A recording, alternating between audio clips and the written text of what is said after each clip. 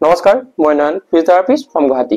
আজিৰ এই ভিডিঅ'টোত আমি আলোচনা কৰিম আমাৰ দেহত পানী কম হলে অৰ্থাৎ ডিহাইড্ৰেচনৰ সমস্যা হলে কেনেকুৱা ধৰণৰ লক্ষণে দেখা দিয়ে আৰু লগতে ইয়াৰ ফলত আমাৰ কেনেকুৱা ধৰণৰ গুৰুতৰ সমস্যা হ'ব পাৰে। আজিৰ এই ভিডিঅ'টো একেবাৰে শেষলৈ চাওক কাৰণ আজিৰ ভিডিঅ'ত কোৱা তথ্যবোৰ আপোনালোকৰ বাবে একেবাৰে জৰুৰী।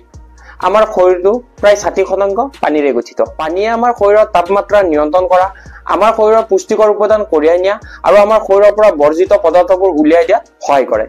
কিন্তু যেতিয়া আমি প্ৰয়োজনতকৈ পানী কম খাওঁ বা আমাৰ বেছিকৈ ঘাম ওলায় তেতিয়াহলে আমাৰ শৰীৰত পানী কম হোৱাৰ সমস্যাটো বা ডিহাইড্ৰেচন হোৱাৰ সমস্যাটো দেখা পোৱা যায়। এতিয়া আমি জানো আহক আমাৰ শৰীৰত পানী কম হোৱাৰ প্ৰাথমিক আৰু সাধাৰণ লক্ষণসমূহ কেনেকুৱা ধৰণৰ হয়।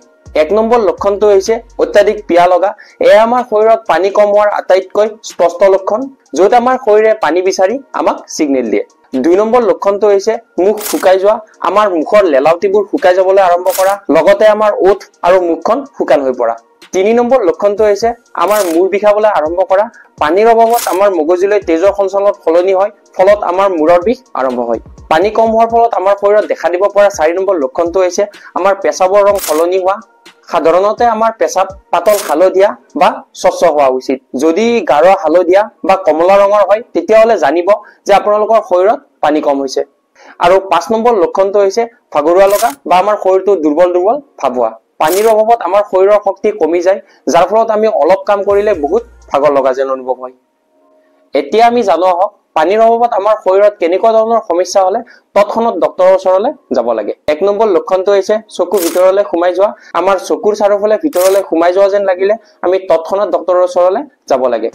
2 নম্বৰ লক্ষণটো হৈছে আমাৰ শৰীৰৰ ছালবোৰ ঢিলা হ'বলৈ আৰম্ভ কৰিলে, মানে যদি আমাৰ শৰীৰৰ যিকোনো ঠাইত এনেকে টিপি ধৰি যদি এৰি দিওঁ আৰু এৰি দিয়াৰ ফলত যদি ছালখন লগে লগে আগৰ অৱস্থালৈ নাযায় তেতিয়াহলে সেইটো এটা আমাৰ শৰীৰত পানী কম হোৱাৰ লক্ষণ হ'ব পাৰে। 3 নম্বৰ লক্ষণটো হৈছে দ্ৰুত হৃদপিণ্ডন আৰু আমাৰ ৰক্তচাপ নিম্ন হৈ যোৱা। মানে পানী কম হোৱাৰ ফলত আমাৰ হৃদপিণ্ডই তেজ পাম্প কৰিবলৈ বহুত কষ্ট কৰিবলগীয়া হয়। তাৰ পিছৰ লক্ষণটো হৈছে ভ্ৰম বা মানসিক অস্থিৰতা হোৱা। বিশেষকৈ বয়সস্থ লোক আৰু শিশুসকলৰ মাজত এইটো লক্ষণ বেছিকৈ হোৱা দেখা যায়। আৰু 5 নম্বৰ আৰু একেবাৰে ডেঞ্জাৰাছ লক্ষণটো হৈছে আমাৰ পেচাব বন্ধ হৈ যোৱা, যিয়ে আমাৰ কিডনীৰ কাম বন্ধ হোৱাৰ সংকেত দিয়ে। এতিয়া আমি জানো আহক আমাৰ শৰীৰত পানী কম হোৱাৰ ফলত আমাৰ কেনেকুৱা ধৰণৰ বেমাৰ হ'ব পাৰে। 1 নম্বৰতে হ'ব পৰা বেমাৰটো হৈছে আমাৰ কিডনীত পাথৰ হোৱা। শৰীৰত পানী কম হলে পেচাবত খনিজ আৰু লৱণ ঘনীভূত হৈ আমাৰ কিডনীত কঠিন শিলৰ দৰে পাথৰ সৃষ্টি কৰে। 2 নম্বৰতে হ'ব পৰা বেমাৰটো হৈছে আমাৰ মূত্ৰনলীৰ ইনফেকচন। আমাৰ মূত্ৰনলী বা পেচাবৰ নলী পৰিষ্কাৰ কৰিবলৈ পানীৰ প্ৰয়োজন। যদি আমি পানী কমকে খাওঁ তেতিয়াহলে আমাৰ মূত্ৰনলী বা পেচাবৰ নলীত বেক্টেৰিয়াই আক্ৰমণ কৰিব পাৰে, যাৰ ফলত আমাৰ UTI ইউৰিনাৰী ট্ৰেক ইনফেকচন হ'ব পাৰে। 3 নম্বৰতে দেখা দিব পৰা লক্ষণটো হৈছে শৌচ টান হোৱা বা আমাৰ ৰেগুলাৰ শৌচ নোহোৱা। তাৰ পিছত 4 নম্বৰতে হ'ব পৰা বেমাৰটো হৈছে তাপজনিত ৰোগ, যাক আমি হিট ষ্ট্ৰোক বুলিও কওঁ। এই তাপজনিত ৰোগ বেছিকৈ গৰম দিনতে হোৱা দেখা যায়। এতিয়া আমি জানো আহক ইয়াৰ সমাধান আৰু উপসংহাৰ। ইয়াৰ সমাধান একেবাৰে সহজ আৰু সেইটো হৈছে সঠিক পৰিমাণে পানী খোৱা।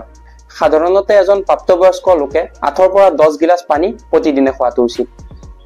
আজিলৈ এইখিনিয়ে। আশা কৰিছোঁ আজিৰ এই ভিডিঅ'টোৰ পৰা আপোনালোকৰ অলপ হ'লেও সহায় হ'ব।